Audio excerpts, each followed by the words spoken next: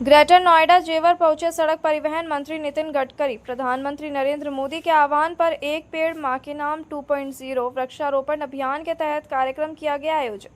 International airport जेवर के समीप किया गया वृक्षारोपण। भाई सारे लोग इधर आ जाओ ना, बोर्ड के साथ फोटो आ जाए। मोबाइल रखूं थोड़ा साइड में, चलो मैं ऊपर कर लेता हूँ, कोई दिक्कत नहीं है।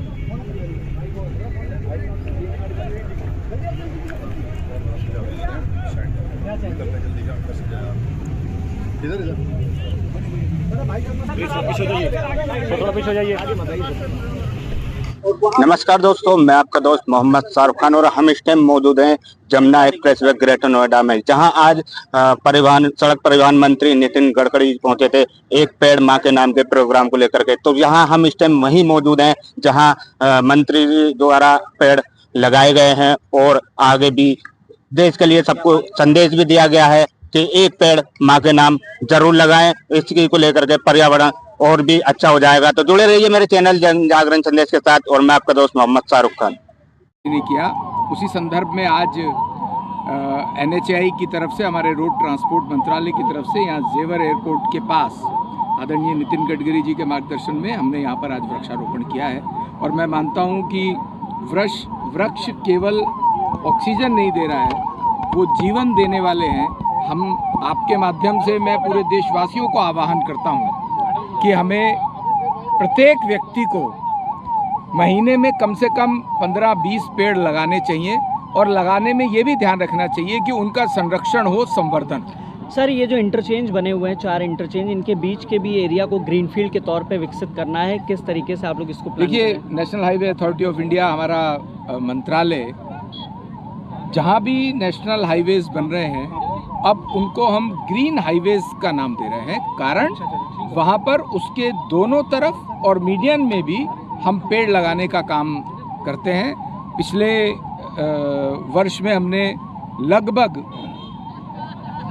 5 लाख से ज़्यादा पेड़ लगाए हैं और मैं मानता हूँ कि हाईवे बनने में पेड़ नहीं काटने चाहिए, इसकी चिंता भी हम करते हैं। उसके लिए हमने लगभग 1 लाख पेड़ों को प्रत्यारोपित किया है, उनको ट्रांसप्लांट किया है और उस ट्रांसप्लांटेशन का नाम ही इसका ग्रीन फील्ड है।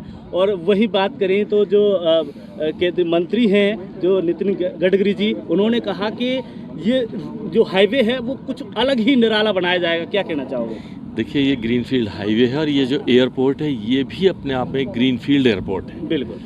मुझे जब मैं सिविल एविएशन मिनिस्टर था तो ये विषय आया, क्या दिल्ली के पास इतनी जल्दी में एक ग्रीनफील्ड एयरपोर्ट दूसरा बन सकता है? तो उसका कानून ऐसा था कि 150 किलोमीटर के अंदर दूसरा एयरपोर्ट बनाने में दिक्कत थी, लेकिन मुझे खुशी है आज वो एयरपोर्ट भी बनकर तैयार हो गया है। और माननीय प्रधानमंत्री जी ने जो एक संकल्प दिया है कि एक पेड़ माँ के नाम लेकर आज हम अपने इस क्षेत्र को पर्यावरण की दृष्टि से भी इको फ्रेंडली बनाएं।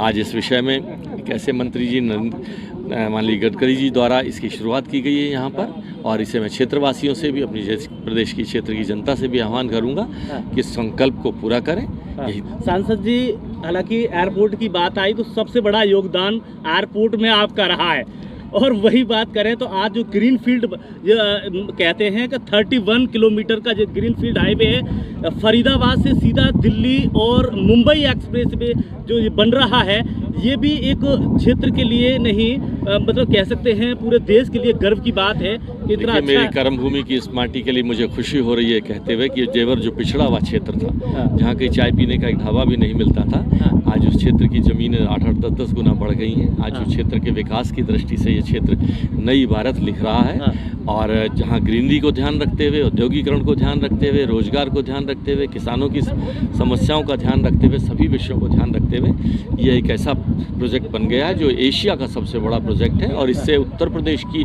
आर्थिक स्थिति में गुणात्मक परिवर्तन आएंगे। बिल्कुल, बहुत बहुत धन्यवाद।